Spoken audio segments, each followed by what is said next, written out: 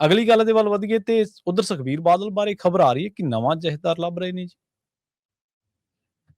ਦੇਖੋ, ਆਪਾਂ ਪਿਛਲੇ ਦਿਨਾਂ ਤੋਂ ਗੱਲ ਕਰਦੇ ਆ ਰਹੇ ਹਾਂ ਕਿ 328 ਲਾਪਤਾ ਪਾਵਨ ਸਰੂਪ ਦੇ ਮਾਮਲੇ 'ਚ ਜਿਹੜੀ ਜਾਂਚ ਤੁਰੀ ਆ, ਉਹ ਜੀ, ਜਾਂਚ ਜਿਵੇਂ ਅੱਗੇ ਵੱਧ ਰਹੀ ਹੈ, ਉਹ ਸੁਖਬੀਰ ਬਾਦਲ ਤੱਕ ਜਾ ਸਕਦੀ ਆ। ਜੀ। ਜੇ ਉੱਥੇ ਤੱਕ ਜਾਂਦੀ ਹੈ ਤਾਂ ਕੀ ਸੁਖਬੀਰ ਬਾਦਲ ਨੂੰ ਵੀ ਗ੍ਰਿਫਤਾਰ ਕਰਨ ਤੱਕ ਬਾਰੇ ਸਰਕਾਰ ਸੋਚ ਰਹੀ ਹੈ? ਜੀ। ਫਿਰ ਜਦੋਂ ਮੁੱਖ ਮੰਤਰੀ ਨੂੰ ਸਕੱਤਰੇ ਤਲਬ ਕਰਨ ਦਾ ਪਹਿਲੂ ਹੈ ਤਾਂ ਲੱਗਿਆ ਕਿ ਕੀ ਉਸ ਤਰੀਕੇ ਦਾ ਬਦਲ ਹੈ? ਜੀ, ਸਹੀ ਹੈ। ਦੇਖੋ, ਸ਼੍ਰੀ ਅਕਾਲ ਤਖਤ ਸਾਹਿਬ ਸਰਵਉੱਚ ਸਥਾਨ ਹੈ, ਪਰ ਦੂਸਰਾ ਪਹਿਲੂ ਇਹ ਬਿਲਕੁਲ ਸਪਸ਼ਟ ਹੈ ਕਿ ਐਸਜੀਪੀਸੀ ਜਿਹਦੇ ਕੰਟਰੋਲ 'ਚ ਆ, ਉਹਦੇ ਕੰਟਰੋਲ 'ਚ ਜਥੇਦਾਰ ਨੇ, ਤੇ ਜਥੇਦਾਰਾਂ ਨੂੰ ਤੈਅ ਲਾਉਣਾ, ਹਟਾਉਣਾ ਸਭ ਕੁਝ ਅਕਾਲੀ ਦਲ ਬਾਦਲ ਦੇ ਹੀ ਹੱਥ ਹੈ। ਤੇ ਫਿਰ ਇਸੇ ਲਈ ਗਿਆਨੀ ਰਘੁਵੀਰ ਸਿੰਘ ਹੋਰੀ ਕਹਿ ਰਹੇ ਸੀ ਨਾ ਕਿ ਸਾਡਾ ਤਾਂ ਹੁਕਮਨਾਮਾ ਇਸ ਗਲਿਆਰੇ ਤੋਂ ਬਾਹਰ ਨਹੀਂ ਜਾਂਦਾ। ਇਹਦਾ ਅਰਥ ਕੀ ਹੈ? ਤੇ ਤੁਸੀਂ ਉਹਨਾਂ ਨੂੰ ਕੀ ਕਹਿ ਕੇ ਹਟਾਇਆ ਕਿ ਤੁਸੀਂ ਤਾਂ ਕਾਬਲੇ ਨਹੀਂ ਇਸ ਪੋਸਟ ਦੇ। ਉਸ ਤੋਂ ਪਹਿਲਾਂ ਗਿਆਨੀ ਹਰਪ੍ਰੀਤ ਸਿੰਘ ਨੂੰ ਕਿਵੇਂ ਹਟਾਇਆ? ਇਹਨਾਂ ਦੋਵਾਂ ਦੇ ਵਿਚਾਲੇ ਗਿਆਨੀ ਸੁਲਤਾਨ ਸਿੰਘ ਦਾ ਕੋਈ ਮੁੱਦਾ ਤਾਂ ਵੀ ਹਟਾਓ। ਤੇ ਇਸ ਲਈ ਤੁਸੀਂ ਇਹ ਦੱਸ ਰਹੇ ਸੀ ਕਿ ਅਸੀਂ ਲਾਉਂਦੇ ਹਾਂ ਤਾਂ ਅਸੀਂ ਹਟਾਉਂਦੇ ਹਾਂ, ਸਾਡੇ ਅਨੁਸਾਰ ਚੱਲੋਗੇ ਤਾਂ ਠੀਕ ਹੈ। ਇਸੇ ਚੋਂ ਚਰਚਾ ਆਈ ਕਿ ਜਿਸ ਤਰੀਕੇ ਕਰਨਾ ਲਿਆਂਦਾ ਗਿਆ, ਜਦ ਗਿਆਨੀ ਕੁਲਦੀਪ ਸਿੰਘ ਗੜਗਾਜ ਨੂੰ ਲਿਆਉਣ ਤੇ ਹੀ ਸਵਾਲ ਖੜੇ ਹੋਏ, ਉਹਨਾਂ ਨੂੰ ਉਹਦਾ ਸੰਭਾਲਣ ਤੇ ਹੀ ਸਵਾਲ ਖੜੇ ਹੋਏ। ਪਰ ਨਵਾਂ ਪਹਿਲੂ ਹੁਣ ਇਹ ਉੱਭਰ ਰਿਹਾ ਕਿ ਕੀ ਸੁਖਬੀਰ ਬਾਦਲ ਤੇ ਧਾਮੀ ਯਾਨੀ ਕੁਲਦੀਪ ਸਿੰਘ ਗੜਗਾਜ ਦੀ ਕਾਰਗੁਜ਼ਾਰੀ ਤੋਂ ਖੁਸ਼ ਨਹੀਂ? ਸਹੀ ਹੈ।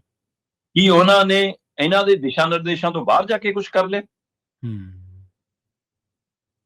ਪ੍ਰਵੀਨ ਜੀ, ਜਿਹੜੀ ਗੱਲ ਆਪਾਂ ਆਪਣੇ ਦਰਸ਼ਕਾਂ ਸਾਹਮਣੇ ਰੱਖਣ ਲੱਗੇ ਆ ਨਾ, ਉਹਦਾ ਜਵਾਬ ਜਾਂ ਤਾਂ ਜਥੇਦਾਰ ਸਾਹਿਬ ਦੇ ਸਕਦੇ ਨੇ, ਠੀਕ ਹੈ, ਜਾਂ ਐਸਜੀਪੀਸੀ ਦੇ ਮੁਖੀ ਧਾਮੀ ਦੇ ਸਕਦੇ ਨੇ, ਜਾਂ ਫਿਰ ਸੁਖਬੀਰ ਬਾਦਲ ਦਾ। ਠੀਕ ਹੈ। ਪੰਥਕ ਗਲਿਆਰਿਆਂ ਚੋਂ ਸ਼੍ਰੋਮਣੀ ਕਮੇਟੀ ਦੇ ਘਰੋਂ ਹੁੰਦਿਆਂ ਹੋਇਆਂ ਅਕਾਲੀ ਦਲ ਦੇ ਵਿਹੜੇ ਚੋਂ ਇਹ ਗੱਲ ਨਿਕਲ ਰਹੀ ਹੈ ਕਿ ਅਕਾਲੀ ਦਲ ਬਾਦਲ ਧਿਰ ਚਾਹੁੰਦਾ ਸੀ ਕਿ ਸਿੱਟ ਦੇ ਮਾਮਲੇ 'ਚ FIR ਜਿਹੜੀ ਹੋਈ, ਸਿੱਟ ਦੀ ਜਾਂਚ ਬਣੀ, ਇਹ ਸਾਰੀ ਪ੍ਰਕਿਰਿਆ ਹੋਈ, ਇਹਦੇ ਵਿੱਚ ਸਪੀਕਰ ਸਾਹਿਬ ਨੂੰ, ਹਰਜੋਤ ਬੈਂਸ ਨੂੰ, ਨਿੱਜਰ ਹੋਰਾਂ ਨੂੰ, ਇਹਨਾਂ ਨੂੰ ਤਲਬ ਕਰਕੇ ਕਿਹਾ ਜਾਵੇ ਤੁਸੀਂ ਸਿੱਖ ਲੀਡਰ ਹੋ, ਇਹਨਾਂ ਨੂੰ ਤਲਬ ਕੀਤਾ ਜਾ ਸਕਦਾ, ਇਹਨਾਂ ਨੂੰ ਸਮਝਾਇਆ ਜਾਵੇ ਕਿ ਸਰਕਾਰ ਔਰ ਪੰਥਕ ਧਿਰ 'ਚ ਸ਼੍ਰੋਮਣੀ ਕਮੇਟੀ ਟਕਰਾਅ ਨਾ ਪੈਦਾ ਕਰੋ, ਇਹਨਾਂ ਨੂੰ ਬੁਲਾ ਲਓ। ਤੇ ਕਹਿੰਦੇ ਕਿ ਇਹ ਵਕਤ ਗਿਆਨੀ ਕੁਲਦੀਪ ਸਿੰਘ ਗੜਗੱਜ ਤੋਂ ਖੁੰਝ ਗਿਆ, ਜਾਂ ਉਹਨਾਂ ਨੇ ਖੁਝਾਤਾ, ਇਹਦੇ ਕਾਰਨ ਡਾਇਨਾਸੌਰ ਗੁੱਸੇ ਹੋ ਗਿਆ। ਅੱਛਾ। ਤੇ ਜਦੋਂ ਗੁੱਸੇ ਹੋਇਆ ਤੇ ਕਹਿੰਦੇ ਫਿਰ ਤੁਸੀਂ ਆਪ ਹੀ ਦੱਸ ਕੇ ਹਟਿਓ ਕਿ ਪਹਿਲਾਂ ਜਥੇਦਾਰਾਂ ਨੂੰ ਘਰੇ ਬੁਲਾ ਕੇ ਜਿਹੋ ਜਿਹੇ ਹੁਕਮ ਚਾੜਦੇ ਰਹੇ ਨੇ। ਸਹੀ ਹੈ। ਅੱਜ ਕੱਲ੍ਹ ਚੱਲ ਟੈਕਨੋਲੋਜੀ ਦਾ ਯੁੱਗ ਹੈ, WhatsApp ਕਾਲ ਮਿਲਾ ਲਓ, ਇੱਕ ਹੋਰ ਪਤਾ ਨਹੀਂ ਕਿਹੜੀ ਫੇਸ ਕਾਲ ਹੁੰਦੀ ਹੈ, ਕੀ ਹੁੰਦੀ ਹੈ, ਹੈਨਾ, ਉਹ ਰਿਕਾਰਡ 'ਚ ਨਹੀਂ ਆਉਂਦੀ ਜੀ, ਉਹ ਮਿਲਾ ਲਓ। ਕਹਿੰਦੇ ਕਿ ਇਹੋ ਜਿਹੀਆਂ ਕਾਲ ਕੁਲ ਕਰ ਲੈਂਦੇ ਨੇ ਅੱਜ ਕੱਲ੍ਹ, ਫਿਰ ਐਂ ਸਰ ਜਾਂਦਾ। ਸੋ ਇੱਥੋਂ ਤੱਕ ਚਰਚਾ ਤੁਰੀ ਕਿ ਉਹ ਨਾਰਾਜ਼ਗੀ ਜਥੇਦਾਰ ਤੇ ਕੱਢੀ ਗਈ, ਕਹਿੰਦੇ ਜੀ।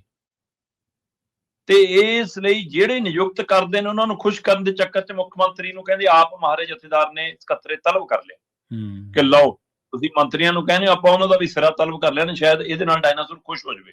ਜੀ ਸਹੀ ਹੈ।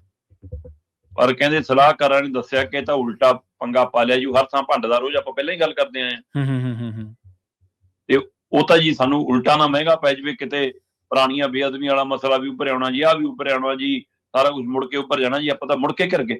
ਉਹ ਘਿਰਦਾ ਦਿਖ ਵੀ ਰਿਹਾ ਅਕਾਲੀ ਦਲ, ਬੇਸ਼ੱਕ ਮਾਨ ਦਲ ਮਤਲਬ ਜਿਹੜਾ ਸ਼੍ਰੋਮਣੀ ਅਕਾਲੀ ਦਲ ਦੇ ਸਾਹਮਣੇ ਹੁਣ ਸੱਤਾਧਾਰੀ ਧਿਰ ਦਾ ਦਲ ਖੜਾ ਹੈ, ਆਮ ਆਦਮੀ ਪਾਰਟੀ ਮਾਨ ਦਲ ਜੀ, ਇਹਦੇ ਉੱਤੇ ਸਵਾਲ ਉੱਠ ਰਹੇ ਸੀ ਕਿ ਇਹਦਾ ਤਰੀਕਾਕਾਰ ਸਹੀ ਨਹੀਂ ਹੈ ਮੁੱਖ ਮੰਤਰੀ ਦਾ ਬੋਲਣ ਦਾ।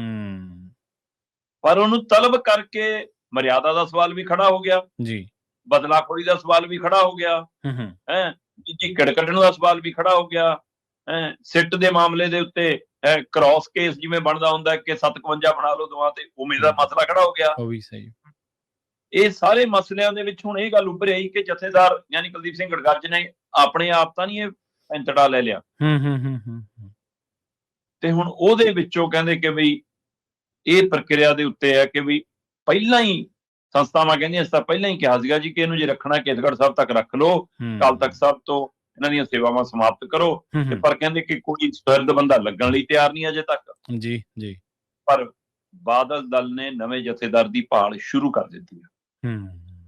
ਇਹ ਜੋ ਕੁਝ ਜੇ ਘਟਨਾਕ੍ਰਮ ਵਾਪਰਿਆ ਤਾਂ ਇਹਦੇ ਬਾਰੇ ਜਥੇਦਾਰ ਸਾਹਿਬ ਜਾਂ ਧਾਮੀ ਸਾਹਿਬ ਜਾਂ ਫਿਰ ਸੁਖਬੀਰ ਬਾਦਲ ਹੀ ਦੱਸ ਸਕਦੇ ਆ ਜੀ ਕਿ ਇਹ ਕੀ ਇਹਦਾ ਜਵਾਬ ਦੇਣ ਉਹ ਆ ਕੇ, ਕਿਉਂਕਿ ਮੀਡੀਆ 'ਚ ਗੱਲ ਨਿਕਲ ਤੁਰੀ ਆ ਕਿ ਇੱਥੋਂ ਤੱਕ ਸਥਿਤੀ ਆ ਗਈ। ਦੂਸਰੇ ਪਾਸੇ ਬੀਬੀ ਜਗੀਰ ਕੌਰ, ਬੀਬੀ ਕਰਨਜੋਤ ਕੌਰ, ਕੁਝ ਹੋਰ ਮੈਂਬਰ, ਉਹਨਾਂ ਸਾਰਿਆਂ ਨੇ ਇਕੱਠਿਆਂ ਹੋ ਕੇ ਜਥੇਦਾਰ ਦੇ ਖਿਲਾਫ ਸ਼ਿਕਾਇਤ ਕੀਤੀ ਹੈ ਕਿ ਇਹਨਾਂ ਨੇ ਮਰਿਆਦਾ ਭੰਗ ਕੀਤੀ ਹੈ ਜੀ। ਇਹ ਤਾਂ ਉਹ ਜਿਹੜਾ ਬੰਦਾ ਦਾੜੀ ਮੁੰਨ ਦਾ ਕੇਸ ਕੱਟਦਾ ਉਹਨੂੰ ਬੁਲਾ ਲਿਆ ਜੀ, ਕੱਲ ਉਹਨੂੰ ਤਨਖਾਹ ਕਿਵੇਂ ਲਾ ਸਕਦੇ ਹੋ ਜੀ। ਉਹਨਾਂ ਨੇ ਇਸ ਆਧਾਰ ਤੇ ਜਥੇਦਾਰ ਨੂੰ ਹਟਾਉਣ ਦੀ ਮੰਗ ਕੀਤੀ ਹੈ ਕਿ ਉਹਦੀ ਆੜ ਲੈਣਗੇ। ਜੇ ਉਹਦੀ ਆੜ ਲੈਣਗੇ ਫਿਰ ਉਹ ਧਿਰ ਵੱਡੀ ਹੁੰਦੀ ਹੈ ਜੀ ਜੀ। ਹੁਣ ਇਹ ਵੀ ਇਹਨਾਂ ਲਈ ਚੁਣੌਤੀ ਹੈ, ਤੇ ਜੇ ਨਹੀਂ ਹਟਾਉਂਦੇ ਤਾਂ ਆਪਣਾ ਪੰਗਾ। ਕਿਤੇ ਤਾਂ ਸੋਚ ਕੇ ਲਿਆਂਦਾ ਸੀ ਕਿ ਫਕਰੇ ਕੌਮ ਮਿਲੂਗਾ, ਸਹੀ ਗੱਲ, ਕਿਤੇ ਨਵੇਂ ਤਗਮੇ ਹੋਰ ਮਿਲਣ ਲੱਗ ਪਏ। ਸੋ ਇਸ ਲਈ ਅਕਾਲੀ ਦਲ ਬਾਦਲ ਇੱਕ ਵਾਰ ਫਿਰ ਆਪਣੇ ਆਪ ਨੂੰ ਘਿਰਿਆ ਮਹਿਸੂਸ ਕਰ ਰਿਹਾ, ਤੇ ਉਸ ਘਿਰੇ ਹੋਈ ਪ੍ਰਕਿਰਿਆ ਚੋਂ ਜਥੇਦਾਰ ਨੂੰ ਬਦਲਣ ਦੀਆਂ ਗੁੰਦਾਂ ਗੁੰਦੀਆਂ ਜਾਣ ਲੱਗੀਆਂ। ਸ਼ਰਮਾ ਜੀ, ਤੁਹਾਡੇ ਨਾਲ ਖਬਰਾਂ ਤੇ ਚਰਚਾ ਕਰਦਿਆਂ, ਵਿਸ਼ਲੇਸ਼ਣ ਕਰਦਿਆਂ ਬਹੁਤ ਪੰਥਕ ਮਾਮਲਿਆਂ ਬਾਰੇ ਬਹੁਤ ਆਲਾ ਦਰਜੇ ਦੀ ਜਾਣਕਾਰੀ ਮਿਲੀ ਹੈ। ਪਿਛਲੇ 10 ਸਾਲਾਂ ਤੋਂ ਆਪਾਂ ਇਹਨਾਂ ਵਰਤਾਰਿਆਂ ਨੂੰ ਦੇਖ ਰਹੇ ਹਾਂ। 10 ਸਾਲਾਂ ਤੋਂ ਵੱਧ ਸਮੇਂ ਤੋਂ, ਚਲੋ 2012, 13, 14 ਤੋਂ ਇਹ ਪ੍ਰਕਰਨ ਸ਼ੁਰੂ ਹੋਏ ਨੇ। ਜਥੇਦਾਰ ਗੁਰਬਚਨ ਸਿੰਘ ਹੁੰਦੇ ਸੀਗੇ ਉਦੋਂ ਅਕਾਲ ਤਖਤ ਸਾਹਿਬ ਦੇ। ਉਸ ਤੋਂ ਬਾਅਦ ਕਾਰਜਕਾਰੀ ਜਥੇਦਾਰ ਲਾਇਆ ਗਿਆ ਹਰਪ੍ਰੀਤ ਸਿੰਘ ਜੀ ਨੂੰ। ਉਸ ਤੋਂ ਬਾਅਦ ਜਥੇਦਾਰ ਗੜਗੱਜ ਜੀ ਆਏ ਨੇ। ਇਸੇ ਦਰਮਿਆਨ ਆਪਾਂ ਪਹਿਲਾਂ ਵੀ, ਇਹਨਾਂ ਤੋਂ ਪਹਿਲਾਂ ਇੱਕ ਹੋਰ ਜਥੇਦਾਰ ਸੀ ਰਘਬੀਰ ਸਿੰਘ ਜੀ, ਉਹ ਵੀ ਸ਼ਾਇਦ ਕਾਰਜਕਾਰੀ ਹੋਏ ਸੀਗੇ, ਹਨਾ। 4 ਸ਼ਖਸੀਅਤਾਂ ਦੇ ਬਾਰੇ ਆਪਾਂ ਵਿਸ਼ਲੇਸ਼ਣ ਕਰ ਰਹੇ ਹਾਂ, ਖਬਰਾਂ ਦੇਖ ਰਹੇ ਹਾਂ ਲਗਾਤਾਰ। ਮਸਲਾ ਇੱਕ ਸ਼ਖਸੀਅਤ ਕਿਵੇਂ ਫੈਸਲੇ ਲੈਂਦੀ ਹੈ ਉਹਦਾ ਨਹੀਂ ਹੈ, ਮਸਲਾ ਅਸਲ ਦੇ ਵਿੱਚ ਸਿਧਾਂਤਕ ਪਹਿਰੇਦਾਰੀ ਤੇ ਅੜੀ ਹੋਈ ਹੈ ਗੱਲ ਤਾਂ ਸਾਰੀ।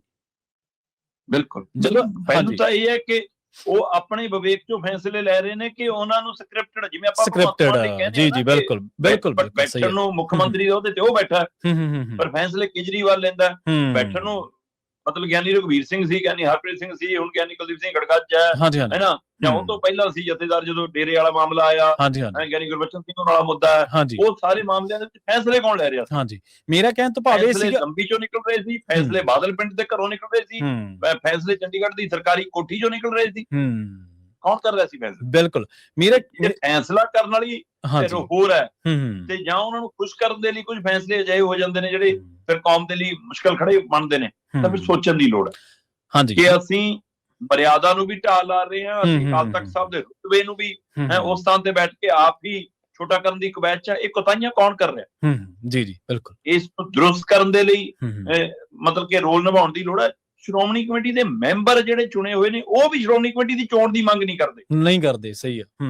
ਜੇ ਸ਼੍ਰੋਮਣੀ ਕਮੇਟੀ ਸਿੱਖ ਜਮਾਤ ਦੀ ਸਮੁੱਚੀ ਮਤਲਬ ਨੁਮਾਇੰਦਗੀ ਕਰੇ ਤਾਂ ਸਥਿਤੀ ਬਦਲ ਸਕਦੀ ਜੀ। ਜਦੋਂ ਇੱਕ ਪਰਿਵਾਰ ਦੀ ਨੁਮਾਇੰਦਗੀ ਕਰਨ ਲੱਗ ਜਾਂਦੀ ਫਿਰ ਸਵਾਲ ਖੜੇ ਹੁੰਦੇ ਨੇ, ਫਿਰ ਚੁਣੌਤੀਆਂ ਸਾਹਮਣੇ ਆਉਂਦੀਆਂ।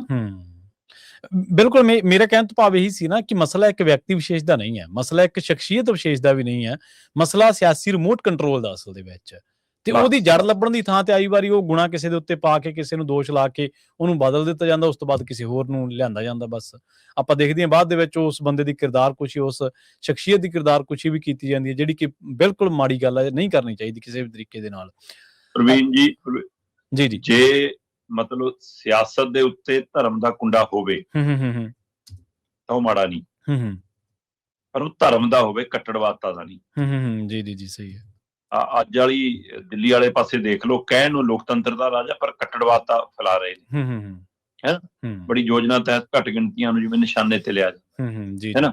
ਇਸ ਲਈ ਅਕਾਲੀ ਦਲ ਉਹ ਜਮਾਤ ਸੀ ਜਿਹਨੇ ਮਤਲਬ ਧਰਮ ਦੀ ਅਗਵਾਈ ਲੈ ਕੇ ਤੁਰਨਾ ਸੀ। ਸਹੀ, ਬਿਲਕੁਲ। ਪਰ ਉਹ ਧਰਮ ਨੂੰ ਅਗਵਾਈ ਦੇਣ ਲੱਗ ਪਏ, ਅਸੀਂ ਚਲਾਵਾਂਗੇ ਧਰਮ ਨੂੰ ਆਪਣੇ ਅਨੁਸਾਰ। ਜੀ ਜੀ, ਸਹੀ ਹੈ। ਮਸਲਾ ਹੀ ਇੱਥੇ ਖੜਾ।